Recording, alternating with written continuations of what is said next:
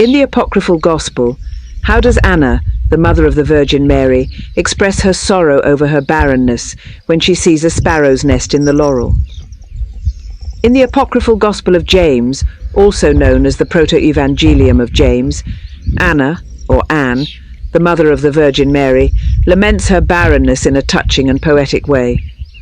One of the most vivid moments occurs when she sees a sparrow's nest in the laurel tree, and this sight causes her to deeply grieve her inability to conceive. Here's a summary of the scene. Anna goes out into the garden and sees birds nesting in the trees. Upon seeing the sparrow's nest in the laurel, she begins to weep, saying something along these lines.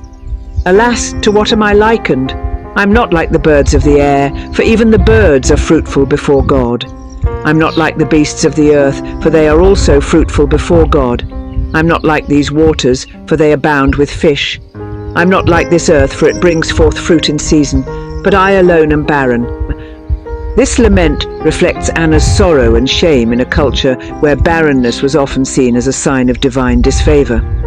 Her emotional reaction to the sparrow's nest is deeply symbolic. It highlights her longing for motherhood and her feeling of being out of step with the natural, fruitful world around her. How is Anna, the mother of Mary, portrayed in the Quran? Anna, the mother of Mary, known in Islamic tradition as Hannah, is not mentioned by name in the Quran, but her story is beautifully preserved and told in Surah Al-Imran 335-37. She is referred to simply as the wife of Imran, Imran being the father of Mary, and she plays a key role in the sacred narrative. Here's a summary of how she is depicted in the Quran. 1. A pious woman devoted to God.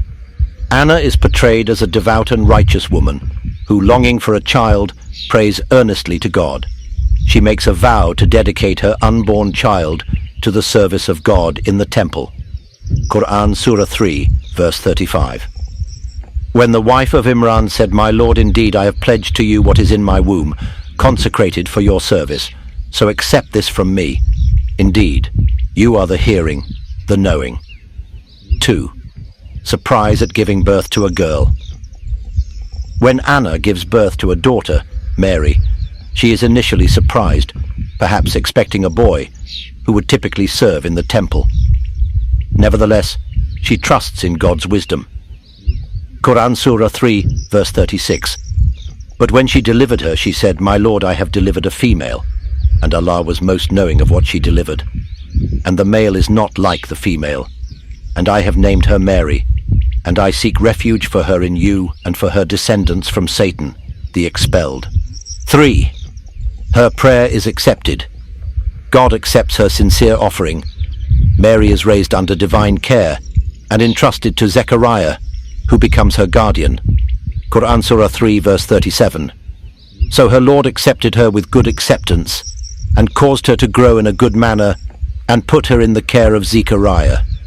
In summary, Anna, the mother of Mary and grandmother of Jesus, is depicted in the Quran as a faithful, God-fearing woman whose sincere prayer and dedication result in the birth of Maryam, the most honored woman in Islamic tradition. Her story is a testament to the power of prayer, devotion, and trust in divine wisdom, even when life unfolds differently than expected.